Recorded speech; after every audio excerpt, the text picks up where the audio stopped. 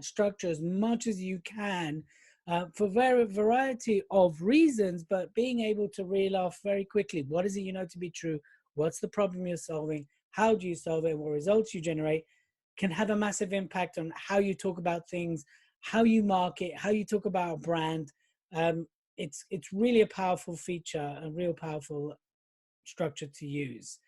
We've already just quickly done it. We've done a little practice round. So here's the structure I want to talk to you about, and it works on various levels.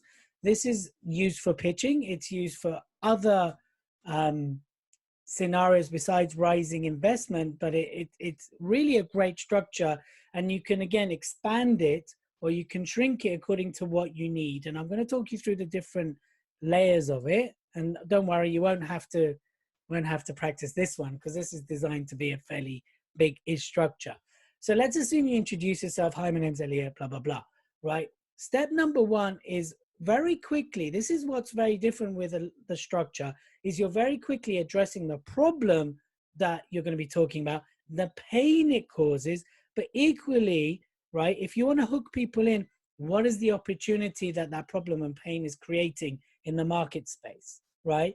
So it's a very interesting opening to a pitch, because most people go into credibility straight away. They go into how great their idea is. It's like, boom, straight away.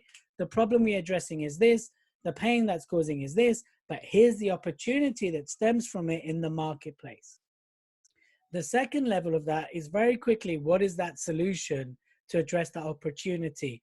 And each step here is designed to hook the person listening further to want to hear more. Now, again, this can be a 10-minute. This can be an hour. Right? This is why I'm just giving you the skeleton, and then you'll hopefully take away and apply, right? So very quickly, what is your solution? Then why you? So your credibility of solving this problem. Then number 4 is, what does the marketplace currently look like when it comes down to that problem, pain, and opportunity? So that, again, you can talk about the marketplace in sizes, in depth, whatever you need to do to win that. It can be, if you're talking about social media marketplace, it can be crowded. You can talk about how many users per month, per day, per hour, right? But you can shrink it down as well. So if you're, focusing on Marie Curie, you can just look at the current marketplace, the charity. How does that marketplace look right now, especially with COVID-19? What's happened with the donations? What happens with the government funding? What's happening with the regular people that used to give money on a regular basis, but they're not anymore because obviously things are being cut, right? So really talk about the marketplace from a place of expertise and knowledge. So when you take the core structure that I've talked about, we've just done, this is where you go in more depth about that. So you've got the marketplace. What does it look like right now? Then if it's appropriate, who are the competitors in the marketplace? And why are they there? And why do they pose a threat? Or what can you learn from the competition? Then number 6 is, what is your strategy to execute what you've just talked about? How are you going to get into the marketplace? How are you going to penetrate? How are you going to win over clients? All these bits and bobs are to do with the strategy of doing that. Now, again, some of this might be relevant for you. Some of it might not be relevant for you. Okay. So you can pick and choose, but really up until 6, most of you should have in most presentations. Now, the revenue model is basically how you're going to make money and what is the projections. Now, we know projections is a bit like a finger in the wind. But again, depending who you're pitching in front of, people want to know, where's the money? Where does it come in? How do you make it? So this structure allows you to enroll people to understand that. So this is very, very good. This is literally a structure for direct pitching, right? This is what's important. Now, again, you can probably use up to 6 in a variety of ways, but from 7 and 9, that's pretty much when you're enrolling people to directly buy something or invest in you. So what's the revenue model and projections? 8, who are the people behind this concept, behind the company, behind the brand? Who's the team, basically? And then number 9 is, what is the money that you need if you're raising funding, or what is the money you need if you're asking for donations? What's the amount? Or equally, what's the money that can be made by investing in this opportunity? And it's such a great structure. We've used this structure for the last 4 years. I train the Spelthorne business owners to pitch for investment every year. They run a competition. This is the official structure they use to raise funding, to raise investment. And what it again allows you to do is to get very clear very quickly on what it is you're doing, cut out the fluff and get down to business, basically, right? And that's why opening with a problem, pain, and the opportunity straight away hooks people in. Then you're further putting that in depth because you're talking about your solution. Who are you to solve that? That's your credibility. What does the market look like? That shows insight in that you've done your research, that you know your stuff. Equally, if you know your stuff, you know who's competing with you. You know what they're doing right, what they're doing wrong, if it's appropriate. How are you going to counter that? How are you going to combat the competition? Again, that's a big part of it. Now, the revenue and projection, if it's appropriate. So again, if we're talking the charity, you can talk things like, well, by donating £5 a month, you will be able to impact and pay for X amount over the year. So that's, again, that works there. Who are the people that are campaigning or doing this? And again, what is the overall target of money you need to raise if you're doing a charity campaign? But also, if you're raising investment, what's the investment you need, or what's the opportunity of the money to be made?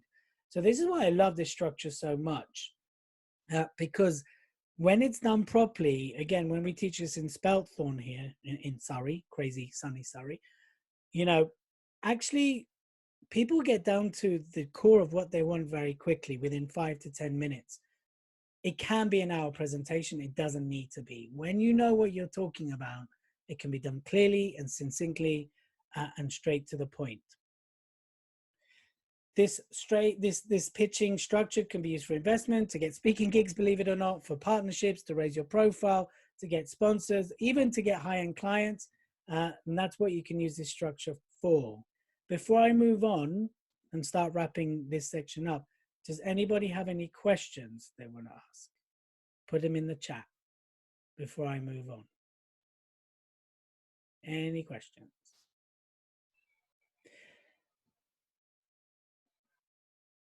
Here's the key question you want your customers, what you need to be thinking about when it comes to sales, pitching, when it comes to solving a product. And this is so important. What can't your customers live without when it comes down to your product, when it comes down to your service?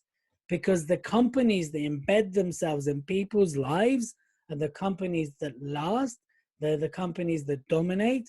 They're the companies that win the business. Now, the big examples is, look, Facebook, Instagram, WhatsApp, Amazon, Google, right? Of course, they're tech companies, but they've embedded themselves in our lives that actually we probably, of course we can, but it'd be very hard to live without it. Now, Zoom is embedded in our lives. It used to be Skype, right? PayPal, there's various aspects, but that's the key question is, what can't your customers live without when it comes down to your offering and your service? It's certainly not an easy question to ask, by the way, or answer, and it takes time.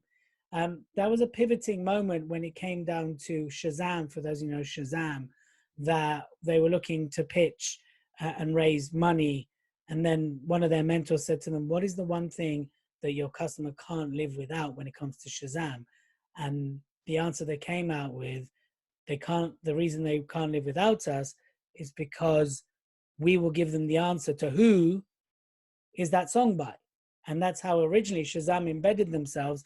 I mean, it's obviously grown. Spotify's come along, disrupted the market. Again, a lot of us now on Spotify.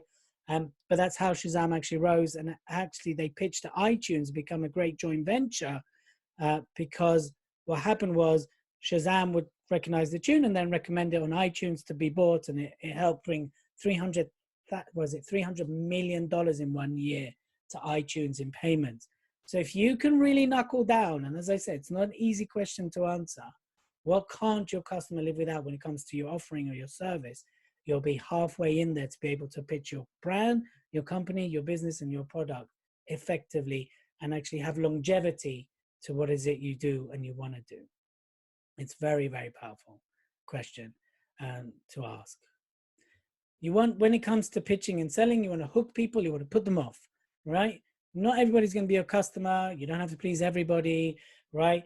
You can go very wide and very shallow. You can go very narrow, very deep. It really depends on the business you're building and what you're pitching for. I want you to remember this, right? Progress over perfection when it comes to pitching, when it comes to speaking, when it comes to using any of what I'm talking about. It's going to take time. It's going to take doing it again and again and again. Last year I attempted to raise investment and I thought I gave the pitch of my life. We spent 6 months doing really well, doing business. At the end, they walked away. Okay, we live, we learn, we move forwards. I then pitched again. And then the turn of this year, I raised more, I raised the investment when actually I thought I'd done a terrible pitch.